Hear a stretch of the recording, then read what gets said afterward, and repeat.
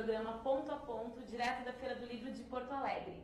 E nesse momento eu entrevisto a Sônia Zanqueta. Tudo bem, Sônia? Tudo bem. Bom, ela é jornalista e produtora cultural e na Feira do Livro ela é a coordenadora da área infantil e juvenil, certo? É isso. Muito obrigada pelo convite. Capaz, Sônia. Bom, Sônia, mas faz quanto tempo que tu trabalha na Feira do Livro? Desde 97. Essa é a minha 20ª feira. Essa é a 20ª feira. Então tu tá aniversariando. Aniversário. Bom, e como que se iniciou esse teu vínculo com a Feira do Livro? Olha, foi uma mãozinha do acaso. Eu havia voltado do Equador, onde vivi 17 anos, e ainda não estava trabalhando, fazia um mês mais ou menos. E eu fui a um evento cultural, era o lançamento de uma revista literária no Centro Cultural, Centro Municipal de Cultura, ali na Érico Veríssimo.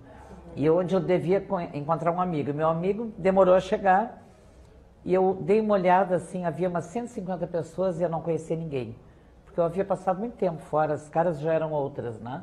Então, eu me lembro que eu peguei um cálice de vinho, peguei a revista, comecei a circular olhando uma exposição de arte e se aproximou uma pessoa muito simpática, que depois eu soube que era o escritor Dilan Camargo, e me disse, tu estás tão perdido, tu não és daqui. Eu digo, não, eu sou daqui, mas eu estive tanto tempo fora que já não conheço ninguém. E ele disse, mas de onde tu vens? Eu digo, do Equador. Aí ele me puxou pelo braço, me deixou na frente de outra pessoa e disse, Júlio, tu já estiveste no Equador, não? Sim, ela é a Sônia, que vem do Equador. E me deixou ali, eu e o Júlio. Aí o Júlio me contou, era o Júlio Zanota Vieira, que ele era o presidente da Câmara do Livro, mas que ele havia estado no Equador como diretor de um grupo de teatro há muitos anos, e que quando chegaram no Equador, quando chegaram em Quito, houve uma confusão total, porque a pessoa que havia intermediado as apresentações deles tinha sumido. Então ele me disse, vínhamos pela Avenida Amazonas, paramos na frente de uma livraria. E eu disse, a livraria Pomaire. Mas como é que sabes? Eu morava lá. Entramos e falamos com a dona, digo, Pilar Bustos. Como é que sabes? Eu morava lá.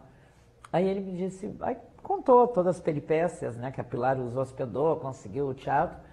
Aí ele disse, não, a propósito, agora estou organizando a Feira do Livro de Porto Alegre e já não faço teatro. Eu digo, e por que tu não traz um escritor equatoriano? Alguma vez veio algum escritor equatoriano?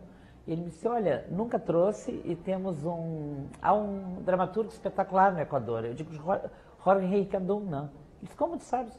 Eu morava lá, né? E ele disse, mas como é que eu faço para trazer o Adum? Eu digo, anota aí, 005932, eu lembro até hoje, 566541. Ele disse, o que é isso? É o telefone do Adum. Então ele me convidou para no dia seguinte ir à Câmara do Livro, convidar o escritor e eu nunca mais saí. Tá, então tu morou 17 anos no Equador. No Equador. Por que morou lá 17 anos? Bom, eu estava formada em jornalismo, estava louca para sair para qualquer lugar do mundo, eu sempre gostei muito de viajar, estava vendo o que eu ia fazer da vida e surgiu um concurso do Ministério das Relações Exteriores para selecionar estagiários para os setores de comércio exterior das embaixadas, setor de promoção comercial, que eles chamavam. E eu, de maluca, me inscrevi e passei. E assim eu fui parar no Equador, onde deveria ficar 2 anos. Sim.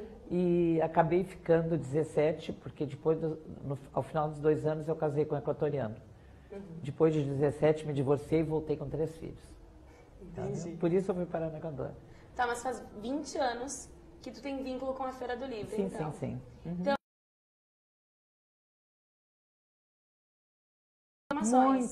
Muito. Não havia exatamente uma área infantil quando eu cheguei. No ano que eu cheguei foi um ano muito bacana, que vieram o Mário Vargas Llosa, a Laura, que é um grande quadrinista. Eu fazia naquela época toda a programação, mas era muito menor, né?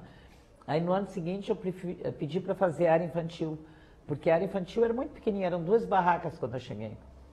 E o que havia? Eles tinham uns espetáculos de teatro para as escolas, não havia um agendamento escolar. As escolas ficavam sabendo e vinham. E as professoras não vinham à feira, elas vinham teatrinho gratuito. E saíam, às vezes, até por trás das barracas, assim, porque o que interessava era aquilo, né? E aí eu, desde o primeiro ano que eu passei a coordenar a área infantil, eu tinha uma obsessão de que nós tínhamos que levar os professores a ver a feira como ponto culminante de um trabalho sério do ano todo na área da leitura e da escrita, né? E começamos a substituir as atividades artísticas por encontros com autores. Então, desde os primeiros anos, a gente trouxe a Ana Maria Machado, Ruth Rocha, Ziraldo, autores fabulosos, fora dos gaúchos, né? E começamos a trabalhar com a formação de mediadores da leitura. Tanto que, atualmente, a Câmara do Livro tem um núcleo de formação de mediadores da leitura que trabalha o ano todo. Tá, mas então essa ideia de separar a área infantil num outro lugar foi tua? Não exatamente. Já havia duas empresas. Quando eu cheguei, nos anos anteriores, duas empresas faziam um cantinho ali com alguma atividade artística e se chamava ali a área infantil. Aí no ano que eu cheguei, eu insisti muito e nós já conseguimos 9 empresas. Mas ainda a programação seguia com essa questão do teatro, era só teatro.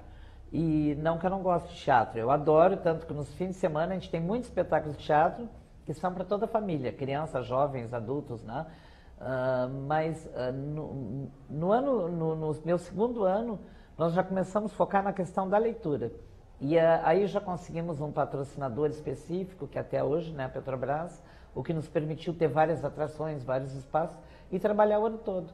Atualmente nós começamos a trabalhar com os professores antes do começo do ano letivo. Em janeiro, fevereiro, eles já estão me escrevendo assim: Sônia, me diz que vocês vão trazer o Pedro Bandeira, porque os meus alunos querem o Pedro. Então, a gente ouve as secretarias, inúmeros parceiros, né, para construir a programação. E de março a julho, esse ano nós fizemos a 7ª edição do Tessituras, que é um curso de extensão da URGS, que visa a formação de mediadores para programas de leitura, aqueles programas que levam autor à escola.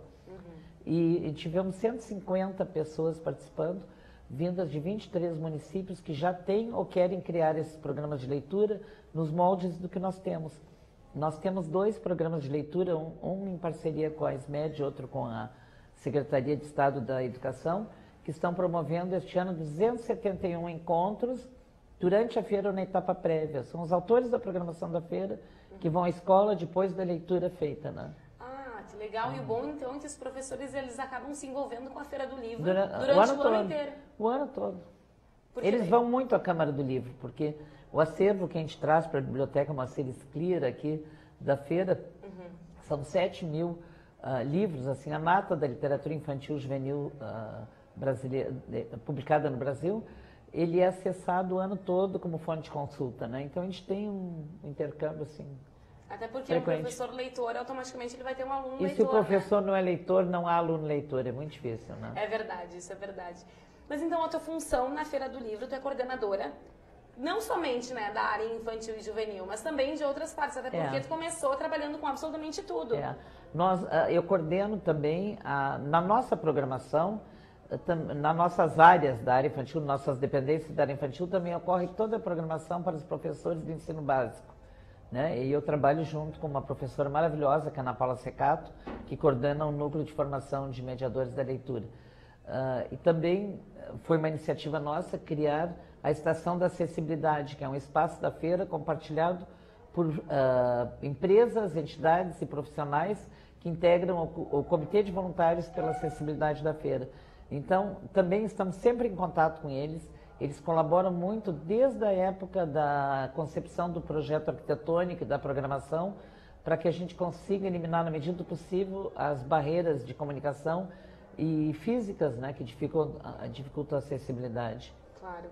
Mas então, se a gente for analisar o crescimento da feira nesses 20 anos, tu acredita que a tendência ainda vai ser crescer mais ainda? Eu não tenho dúvida alguma. Nós recebemos alunos de várias regiões do estado.